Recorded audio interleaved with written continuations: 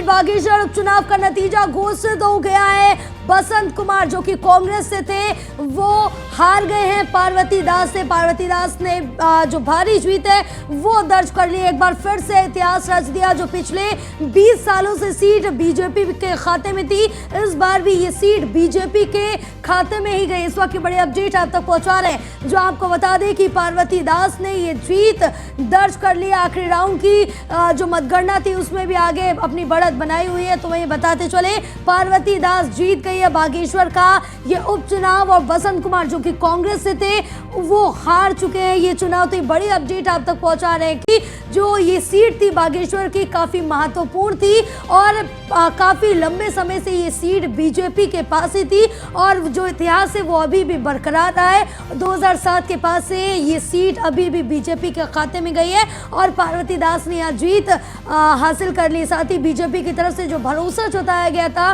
पार्वती दास के ऊपर, चंदन रामदास की पत्नी है पार्वती दास और उनको टिकट दिया गया था, जिससे कि अब उन्होंने जीत दर्ज करके इन जो भरोसा है बीजेपी का वो एक बार फिर से जीत लिया है। और जो बीजेपी की साख है, जो अपनी साख है, दोनों को ही बरकरार रखा है। इस वक्त ये बड़ी अपडेट आप तक पहुंचा रहे हैं, जो आपको बता दें पार्वती दास ने अपनी जीत दर्ज कर ली है और बसंत कुमार जो कि कांग्रेस से थे वो पार्वती दास से इस मुकाबले में हार गए। तो ये बड़ी खबर आप तक पहुंचा रहे हैं, जो आपको बताते चले कि ये जीत दर्ज कर ली है पार्वती दास ने, जो कि बीजेपी की तरफ से उतरी थी। हमारे साथ हमारे सहयोगी लगातार बने हुए हैं, सुदीप हमारे साथ बने हुए हैं। सुदीप, आप जिस तरह से देखें कि पार्वती दास ने यहाँ से जीत हासिल कर ली, अपनी भी साख और बीजेपी की साख दोनों ही बचा ली है।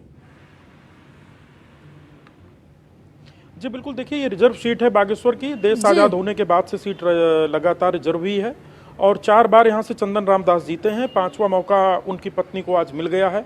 मेरा आकलन यह है कि करीब 2405 मतों से उनकी जीत हुई है, परंतु आरओ का यह कहना है कि वीवीपैट की कुछ 3-4 पर्चियां रह गई हैं जिनको गिना जाना भी बाकी है, परंतु जीत उनकी तय हो चुकी है। सभी राउंड गिने जा रहे हैं, बस नंबर फाइनल होना है। तो ऐसे में बहुत कम समय में भारतीय जनता पार्टी का जो प्रबंधन था उसके रियल हीरो मुख्यमंत्री रहे। मुख्यमंत्री ने जो चुनाव का प्रबंधन किया पार्टी संगठन से अलावा, वो बहुत महत्वपूर्ण रहा और यही वजह है। बिल्कुल सुदीप, जो अपडेट निकल के मेरे पास सामने आ रही है वो करीब 2810 मतों से पार्वती दास ने आज जीत दर्ज की अपनी। जी बिल्कुल, देखिए ये वीवीपैट की कुछ पर्चियां मैं कह रहा हूँ फाइनल होना बाकी रह गई हैं, जो उसको फाइनल होते ही डिक्लेरेशन भी हो जाएगा थोड़ी देर में। परंतु ये बात तय है कि 2400 प्लस से उनका जीतना तय हो चुका है। जो लीड बिल्कुल जो आंकड़े आ रहे हैं वो 2810 आ गए हैं आंकड़े यहाँ पर जो अपडेट निकल के आई है सुदीप। जी बिल्कुल, 2810 वोटों से वो जीत चुकी हैं। आधिकारिक घोषणा थोड़ी देर में हो जाएगी, परंतु बीजेपी के लिए जश्न का मौका है, उत्साह का मौका है, उत्सव का मौका है कि उसने बागेश्वर उपचुनाव में, चंपावत चुनाव के बाद बागेश्वर उपचुनाव भी जीत लिया है। और लोकसभा चुनाव से ठीक पहले का ये चुनाव था तो एक प्रकार से उसकी तैयारी भी थी। कुमाऊं के बागेश्वर और अल्मोड़ा से सटा इलाका है, वहां का भी मूड पब्लिक ने भांप लिया है कि वो भारतीय जनता पार्टी के साथ है, मुख्यमंत्री पुष्कर सिंह धामी के साथ है, उनकी जन कल्याणकारी योजनाओं और नीतियों के साथ है। तो ये एक बड़ी सफलता है, आज का बड़ा दिन है भारतीय जनता पार्टी, विशेषकर मुख्यमंत्री पुष्कर सिंह धामी के लिए। मुख्यमंत्री पुष्कर सिंह धामी आज शाम दिल्ली भी जा रहे हैं, वो G20 के डिनर में भी आमंत्रित हैं। तो वो एक और तोहफा लेकर भारतीय जनता पार्टी के अपने बड़े नेताओं के लिए, सीनियर लीडर्स के लिए, पार्टी आला कमान के लिए भी एक बड़ा तोहफा लेकर दिल्ली जा रहे हैं। और अब वो और भी शान से जहां मिलेंगे तो पार्टी में अब मुख्यमंत्री का कद और भी बढ़ गया। बिल्कुल, क्योंकि एक बड़ी जीत है और जहां बागेश्वर की जो ये सीट थी काफ़ी लंबे समय से थी बीजेपी के पास और इस बार भी बीजेपी के खाते में रही। लेकिन इस बीच अगर यहाँ हम बात करें कि जो अहम भूमिका रही है वो महिला वोटर्स की रही, क्योंकि यही आंकड़े और नतीजे पलटने में पूरी तरह से यहाँ पर दम रखती हैं।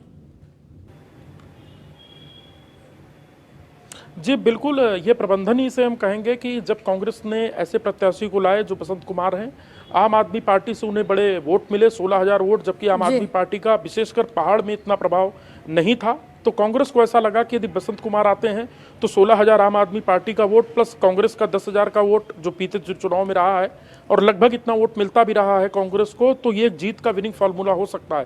कांग्रेस के बड़े नेताओं के दौरे रहे, बहुत माहौल बनाया कांग्रेस ने, परंतु मुख्यमंत्री ने कांग्रेस का सारा चक्रव्यूह तोड़ दिया। मुख्यमंत्री ने इनकी जो भी तमाम तैयारियां थी उनको ध्वस्त कर दिया। चुनाव देखिए, एक तो वोटिंग परसेंट भी कम रहा है और दूसरा जो वोट परसेंट कम रहा, ऐसे में एक एक वोट बहुत महत्वपूर्ण है और जीत तो जीत होती है, चाहे वो 100 वोट से हो चाहे 50 वोट से हो। तो आज का दिन भारतीय जनता पार्टी मुख्यमंत्री पुष्कर सिंह धामी के कुशल प्रबंधन के लिए जाना जाएगा। बिल्कुल, क्योंकि जिस तरह से देखें कि काफ़ी जो 2810 मत है उससे जीत हासिल की, भले ही एक मत से जीते लेकिन जीत जीत होती है और जो अपनी साख थी वो बरकरार रखी पार्वती दास ने, जो काफ़ी लंबे समय से सीट थी उनके जो पति हैं, स्वर्गवासी पति चंदन राम दास के पास ही थी और वो अभी भी इनके खाते में ही है, इनके परिवार के पास है। जी बिल्कुल, जो मुख्यमंत्री पुष्कर सिंह धामी के कुशल प्रबंधन से पार्वती दास आज जीती।